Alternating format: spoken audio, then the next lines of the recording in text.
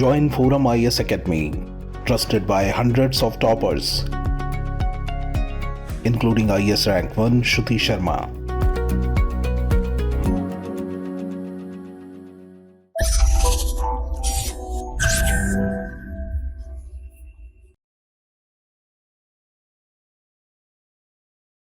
Hello friends, this is Gautam coming up with the next round of New Simplified. In this video, we will discuss about climate change and साथ ही साथ ये भी समझेंगे what is the economic cost of climate change related to India. So first of all, let's see why is it in news.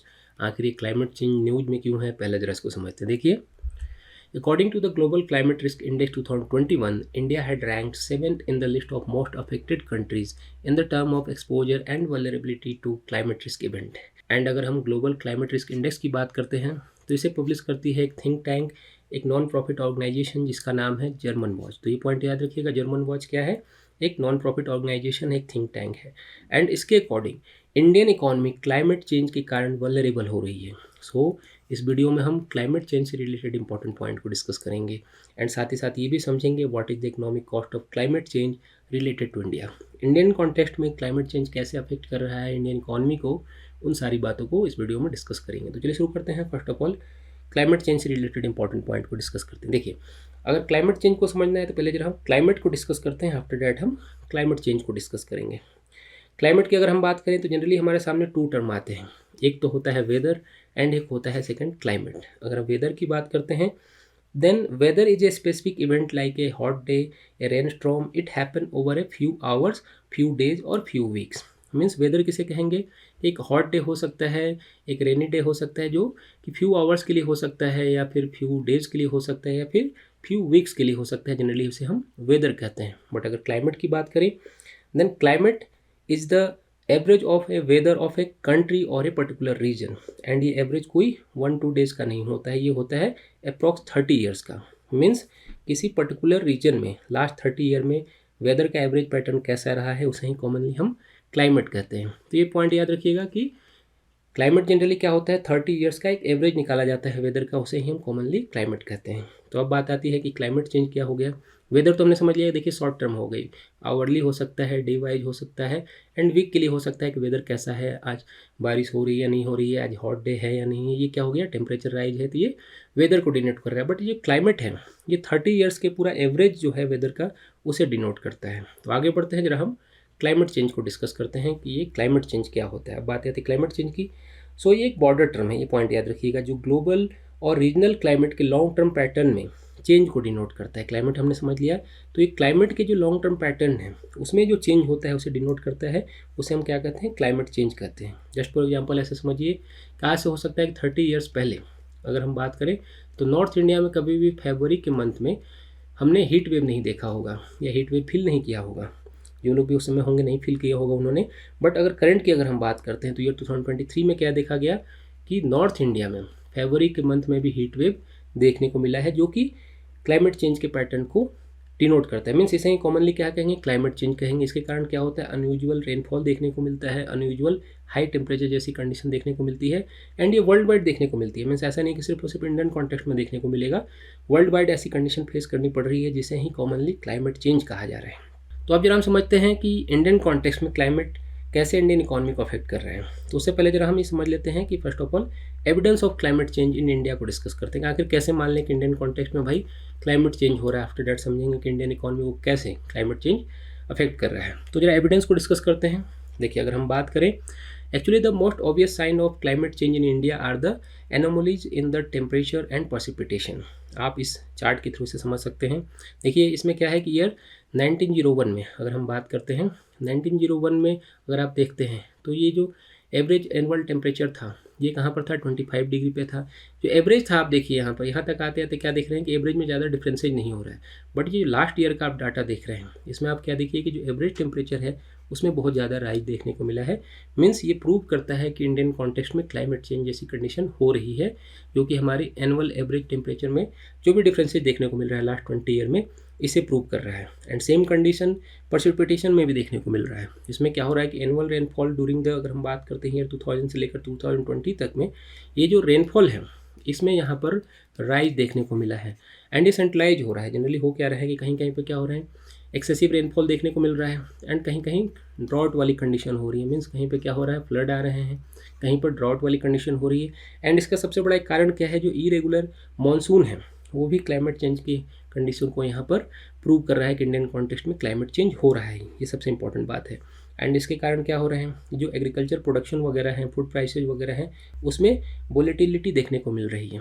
तो सच incident जो है Indian context में, इंडियन रीजन में क्लाइमेट चेंज के एविडेंस को प्रूव करते हैं। ये हमारे लिए इंपॉर्टेंट है। मीन सबसे इंपॉर्टेंट क्या है, जैसे कि हम ऑलरेडी डिस्कस कर रहे थे कि अनयूजुअल रेनफॉल देखने को मिल रहा है। तो ऑब्वियसली ये अनयूजुअल रेनफॉल देखने को मिला है लास्ट 20 ईयर में, या उसके पहले की भी बात अगर हम बात करते हैं।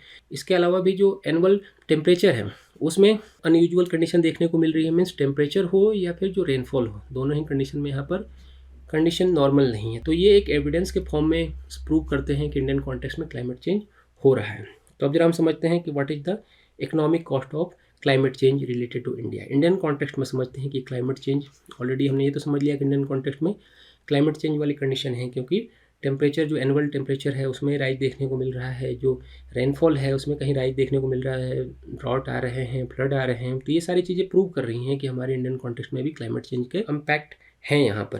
तो ये कैसे हमारी इकॉनमी को अफेक्ट कर रहे हैं, जरा उसको भी समझते हैं। देखिए, अगर हम बात करते हैं इम्पैक्ट ऑन एग्रीकल्चर से स्टार्ट करते हैं। सबसे इंपॉर्टेंट क्या है, एग्रीकल्चर ही है।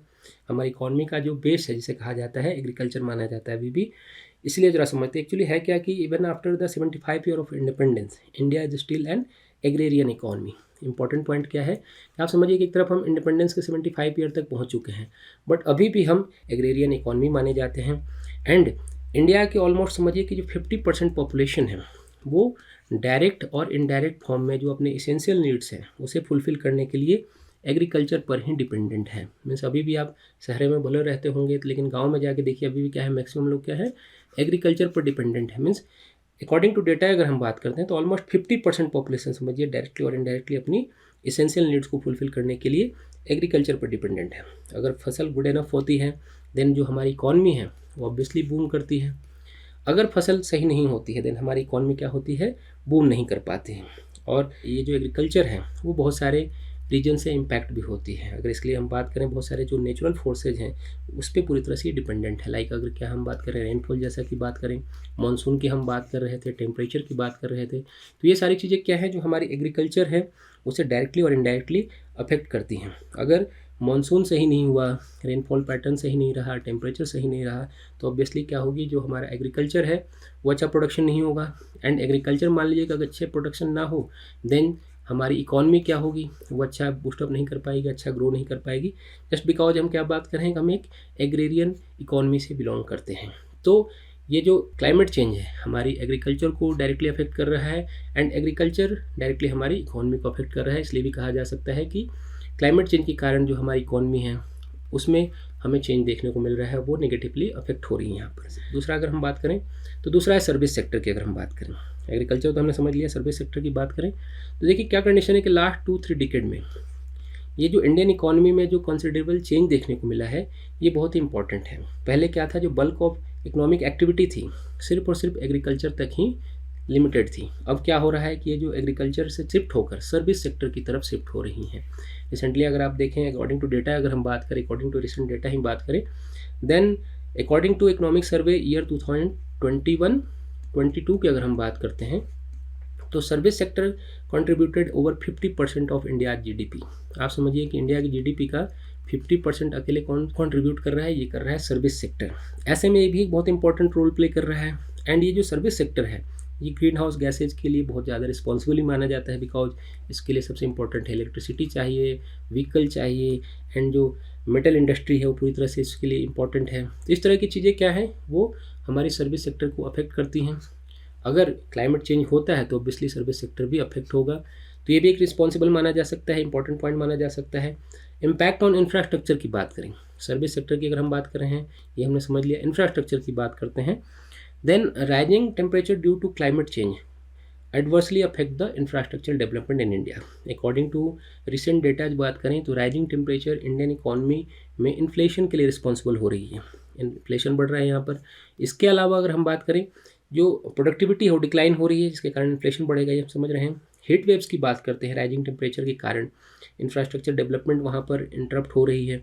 Because due to heat wave energy demand है वो नेशन में बढ़ती चली जा रही है। रिसेंटली आप क्या देखते हैं, जैसे ही समर डेज आते हैं तो लोगों के यहाँ पर एसी चलने लगते हैं, फ्रिज वगैरह चलने लगते हैं। ऐसे में क्या होता है, इलेक्ट्रिसिटी की डिमांड बढ़ती है, एनर्जी की डिमांड बढ़ती है, एंड ये एनर्जी की डिमांड जो है प्रॉपर सप्लाई ना हो पाए तो आप समझिए क्या होगा, सब प्रॉपर सप्लाई नहीं हो पाएगी तो इंफ्रास्ट्रक्चर डेवलपमेंट हमारी नेगेटिवली अफेक्ट होगी, क्योंकि इंफ्रास्ट्रक्चर के लिए हमें इंपॉर्टेंट क्या चाहिए, एनर्जी चाहिए। तो क्लाइमेट चेंज हमारी इंफ्रास्ट्रक्चर डेवलपमेंट को भी अफेक्ट कर रही है। मीन्स ओवरऑल अगर हम बात करते हैं देन क्लाइमेट चेंज हमारी इकोनॉमी के डेवलपमेंट में एक ऑब्स्टेकल के फॉर्म में सामने आ रही है। So government should focus on this issue, obviously करना चाहिए एंड गवर्नमेंट कर भी रही है, but it needs global effort to resolve climate change issue. Means ऐसा नहीं है कि सिर्फ और सिर्फ इंडिया के चाह लेने से ये क्लाइमेट चेंज वाली कंडीशन सॉल्व होने वाली है। ग्लोबल एफर्ट जैसा कि कहा भी जा रहा है, काम भी किया जा रहा है, बट अगर प्रॉपर ग्लोबल एफर्ट ना किया गया तो आने वाले दिनों में क्लाइमेट चेंज एक बहुत बड़ी प्रॉब्लम बढ़ती चली जाएगी। एंड जो इकॉनमी है, खास करके इंडियन इकॉनमी की तो हम बात ही कर रहे थे, लेकिन वर्ल्ड इकॉनमी भी आप समझिए कि निगेटिवली इससे अफेक्ट होने वाली है। तो होप आपको ये सारी बातें समझ में आई होंगी। Thanks for watching.